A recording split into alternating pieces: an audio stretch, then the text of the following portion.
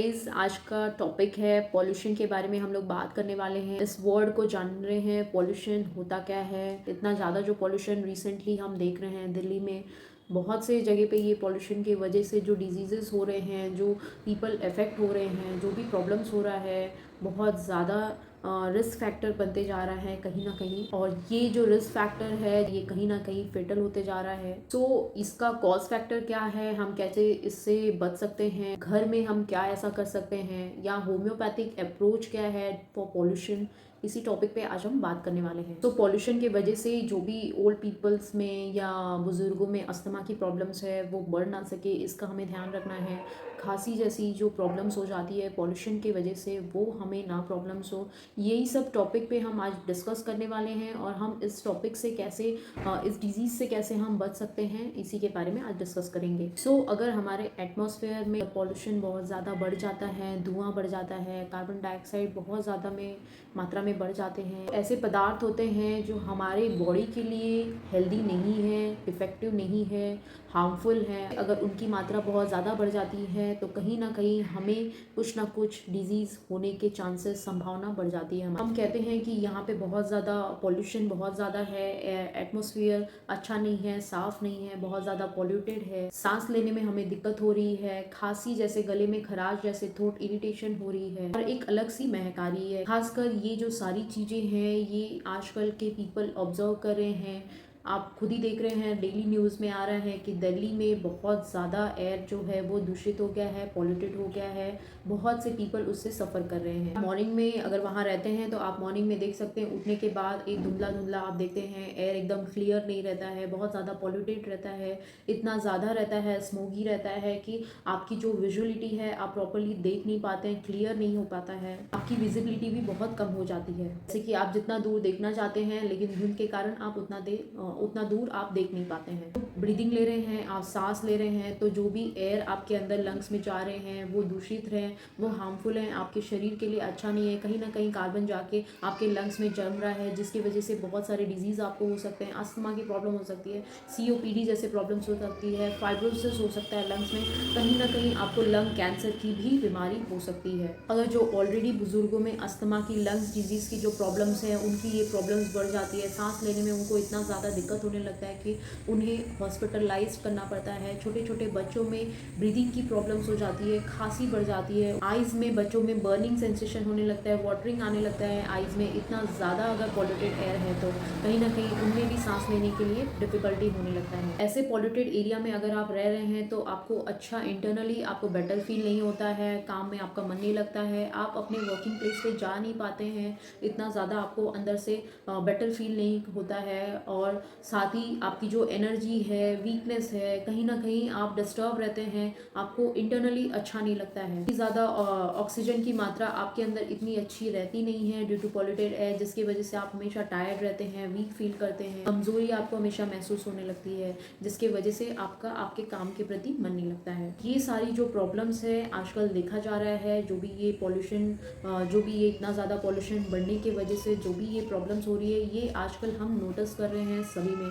ये तो अभी हम नोटिस कर रहे हैं, लेकिन जो सालों से लोग ऐसे ही जो पॉल्यूटेड एरिया में रह रहे हैं बहुत सालों से, संभावना है कि उन्हें हुई है, लंग्स उनके जो ऑक्सीजन की जो कैपेसिटी रहती है लेने की वो अच्छी नहीं रहती है, कहीं ना कहीं ब्रीदिंग की प्रॉब्लम्स हमेशा बनी रहना, कभी ना कभी खांसी आते रहना, इम्यूनिटी उनकी हमेशा वीक रहना, एकदम कमज़ोरी हमेशा महसूस होना, इंटरनली अच्छा फील नहीं होना। बुज़ुर्गों में जो है यही प्रॉब्लम बढ़ के होती है, जो भी उनके लंग्स के जो प्रॉब्लम्स है, COPD की जो प्रॉब्लम्स है, अस्थमा की जो प्रॉब्लम्स है, उनकी हमेशा बढ़ती ही रहती हैं। प्रॉपर ब्रीदिंग ले ही नहीं पाते हैं, सांस प्रॉपर नहीं ले पाते हैं। ऐसे ही उनमें लंग्स फाइब्रोसिस हो जाता है, ये डिजीज़ आगे कन्वर्ट हो जाता है, एक्यूट से क्रॉनिक में आ जाता है, ब्रोंकिक्टेसिस की प्रॉब्लम्स बनी रहती है जो हमेशा पॉल्यूटेड एयर में रहते हैं, अस्थमा की प्रॉब्लम जो हम अभी बताएं आपको, ये सारी जो प्रॉब्लम्स है हमेशा बनी हुई रहती है उन पेशेंट्स में, पॉल्यूटेड एयर की वजह से होती है। ऐसे ही कंडीशंस हम बड़े बड़े सिटीज़ में देख सकते हैं, व्हीकल पॉल्यूशन है, एयर एकदम पॉल्यूटेड हो जा रहा है, धुंध हो जा रहा है,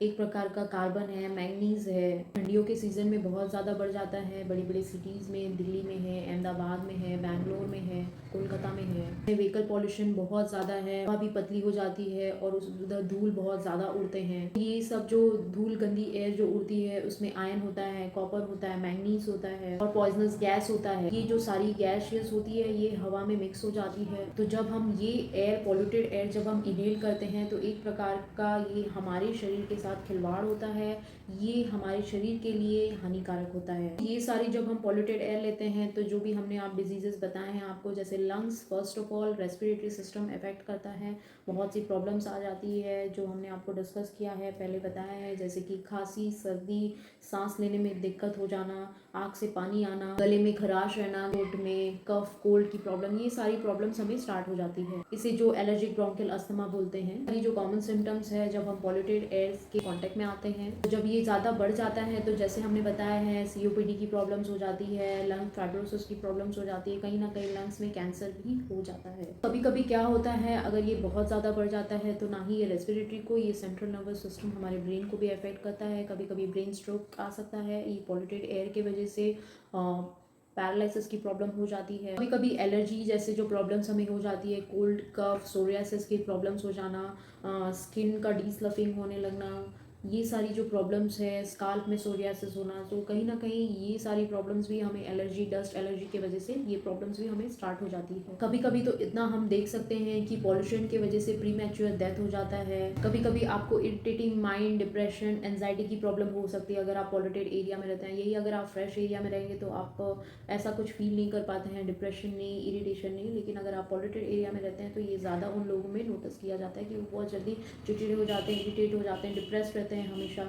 एक प्रकार का घबराहट हमेशा बनी हुई रहती है उनमें। सो ये सारी प्रॉब्लम जो हम डिस्कस किए हैं अभी आपसे, ये पॉल्यूटेड की वजह से होता है। लेकिन तुरंत वो शिफ्ट हो जाए, हमें रहना है तो वहीं पे रहना है, तो फिर वो आपको प्रिकॉशन लेना चाहिए। आपको हमेशा मास्क वेयर करना चाहिए। अगर आप घर से बाहर निकल रहे हैं तो मास्क वेयर करके निकलिए। तो आपको डेली एक्सरसाइज करना चाहिए और आपको कॉन्सेंट्रेट ऑक्सीजन लेना चाहिए। चलो, हवा में तो ऑक्सीजन की मात्रा जो पॉल्यूटेड एयर रहती है उसमें कम रहती है, लेकिन आप ग्रीन वेजिटेबल्स जो आप लीजिए, कंटिन्यू डेली बेस पे ग्रीन वेजिटेबल्स लीजिए, उसमें कॉन्सेंट्रेटेड ऑक्सीजन रहता है। पानी में रहता है, गाजर लीजिए, बीटरूट लीजिए, सूप लीजिए, इस सब में आपको जो कॉन्सेंट्रेटेड ऑक्सीजन है वो आपको प्रॉपर मिलेगा। फ्रूट्स है, ये सारी चीज़ों में जो नेचुरली कॉन्सेंट्रेटेड O2 उसमें प्रेजेंट है वो आपको ज़रूर लेना चाहिए डेली बेस पे। फास्ट फूड्स आपको अवॉइड करना चाहिए। लंग्स की एक्सरसाइज करिए, ब्रीदिंग एक्सरसाइज करिए, लंग्स को एक्सपांड कीजिए, स्ट्रेच करिए। आप डेली गार्डन में जाइए, पार्क में जाइए, जहाँ ग्रीनरी आपको ज़्यादा मिले, जहाँ नेचुरल ऑक्सीजन ज़्यादा हो। ये सारी चीज़ें आपको डेली बेस में करना चाहिए अगर आप पॉल्यूटेड एरिया में रह रहे हैं। इसी के साथ आप एक होम्योपैथिक अप्रोच पे जा सकते हैं, होम्योपैथिक मेडिसिन में जा सकते हैं, जो बहुत अच्छी मेडिसिन आती है, जैसे कि आर्सेनिक एल्बम आप ले सकते हैं, नैट्रम सल्फ जैसे मेडिसिन आप ले सकते हैं, नैट्रम मूर जैसे मेडिसिन ले सकते हैं, ब्लाटा ओरिएंटलिस जैसे मेडिसिन आप ले सकते हैं, स्टिक्टा पल्मोनारिस जैसे मेडिसिन ले सकते हैं। ये सारी मेडिसिन जो है, जो आपके शरीर में पॉल्यूटेड एयर गया है, पॉइजनस एयर गया है, उसके जो साइड इफेक्ट्स होते हैं, ये मेडिसिन उसको नलीफाइड कर देती है, उसे एंटीडोट कर देती है और आपके शरीर में ऑक्सीजन की मात्रा बढ़ा देती है। जो डाइट ले रहे हैं, प्रॉपर एक्सरसाइज कर रहे हैं, मेडिटेशन कर रहे हैं, योगा ले रहे हैं और उसी के साथ ये कुछ होम्योपैथिक मेडिकेशंस आप ले रहे हैं, ये सारी चीज़ों के साथ आप एक अच्छी हेल्दी लाइफ जी सकते हैं। मेजर डिजीज होने से आप बच सकते हैं। सारी जो मेडिसिन हमने बताई है वो आप 30 पोटेंसी में ले सकते हैं। डेली बेस पे ये मेडिसिन आप चालू कर सकते हैं। स्पेशली आर्सेनिक एल्बम आपको डेली लेना चाहिए अगर आप पॉल्यूटेड एयर में रह रहे हैं। 30 पोटेंसी में 2 बूंद डेली सुबह सुबह खाली पेट आपको लेना चाहिए। अगर यही प्रॉब्लम बच्चों में है तो आप उसके डोजेस आप 1 ड्रॉप दीजिए डेली उन्हें। सो ये बहुत अच्छी मेडिसिन है, बहुत इफेक्टिव मेडिसिन है, बहुत अच्छे रिजल्ट्स मिलते हैं इसके। सो जो पॉल्यूशन का बैड इफेक्ट्स होता है उससे आप ये सारी मेडिसिन से बच सकते हैं। सो गाइज, ये कुछ बातें थी पॉल्यूशन के ऊपर। अगर आपको ये वीडियो अच्छा लगा है प्लीज़ लाइक करिए इस वीडियो को, चैनल को सब्सक्राइब करिए, नीचे दिए गए हुए बेल आइकन को प्लीज़ ज़रूर से ज़रूर प्रेस करिए। ऐसे ही नॉलेजेबल वीडियोस हम लाते रहेंगे आपके साथ। Thank you so much.